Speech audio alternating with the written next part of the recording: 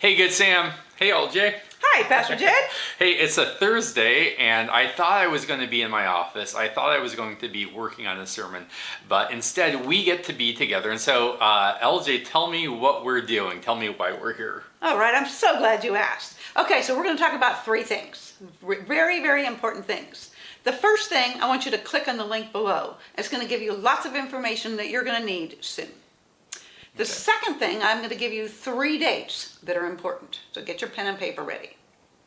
And the third thing, I'm going to talk about a little bit about a couple of those dates. So the first one is the January 30th Covenant Trust seminar that we're going to have. I'm super excited about it, but I love how you describe it. And so why don't you tell them what happens on January 30th? All right, so if you've been in worship, you've been hearing about Covenant Trust. And you know our vision. You know our vision is to increase our love for God, increase our love for our community, increase our love for each other. And then we're talking about covenant trust, and you might be thinking, how do these things connect? Well, at Good Sam, we know that God is a good God. He's a generous God, that He gives us more than we need. And He gives us everything that we have so we can invest in His kingdom. Now, Covenant Trust helps us as faithful receivers to give generously to expand His kingdom. Heidi and I, we have worked with Covenant Trust, and so when we pass away, when we do not need our resources anymore, we've allocated that so much of our resource is going to go to our kids. Some of our resources are going to go to missions, and some of our resources are going to be supporting Good Sam, furthering the vision. So Covenant Trust helps us to be generous in our passing in the same way that we are generous as we have lived and invested. That's super exciting. I happen to know that Jack and I have looked into getting a trust, and it is very expensive. We're talking thousands of dollars. And so I'm super excited to be there at the meeting on January 30th to learn how we can do this and reduce our costs and give to our church when we pass. Yeah, so if you choose to invest in God's kingdom, Covenant Trust will set up your trust and maintain it for free. That's exciting. I know there's a few options, and so you've got to come January 30th to figure that all out. Okay, number 2. There's 3 important dates coming up, and I did say that already about January 30th, the Covenant Trust that Jed talked about. The next 2 dates, one is February 6th. There's going to be a town hall meeting. And then lastly, February 13th, there's going to be a second half of our annual congregation meeting. So what's going to happen at those meetings, you ask? And by the way, how long will they be? Because last time was killer. I get that. I totally get that.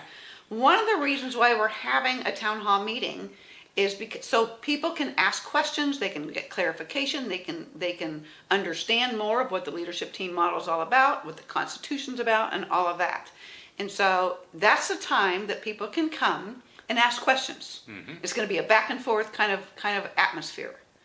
On the 13th, at our second half of the annual congregational meeting, that's not going to take place. It's going to be more of a presentation style model where the leadership team and those who have written year-end reports will be presenting to the congregation. We'll be voting on at least one thing, maybe 2. And so a quorum is important, so please, please, please be there. And so the congregational meeting shouldn't last more than 90 minutes at the most. If you need to bring a protein drink or something, bring it. It's okay with me. So quorum is needed for that one again. The last thing that I want to talk about that's really important. There's been a lot of questions and confusion about the Constitution and bylaws and voting and all of that stuff. Trust me, I was the one who was most confused out of all of it. So first of all, I need to acknowledge Bill Lowson. He's a brilliant guy, especially when it comes to Constitution and bylaws. And so I really, really value him and value his knowledge for that. He shared with us something, and we later confirmed it with the Pacific Southwest as to how to do this properly. And so a year ago, Bill made the motion to allow us to create this Constitution and bylaws that exists, but we wanted to make it ours. And so he made a motion to do that.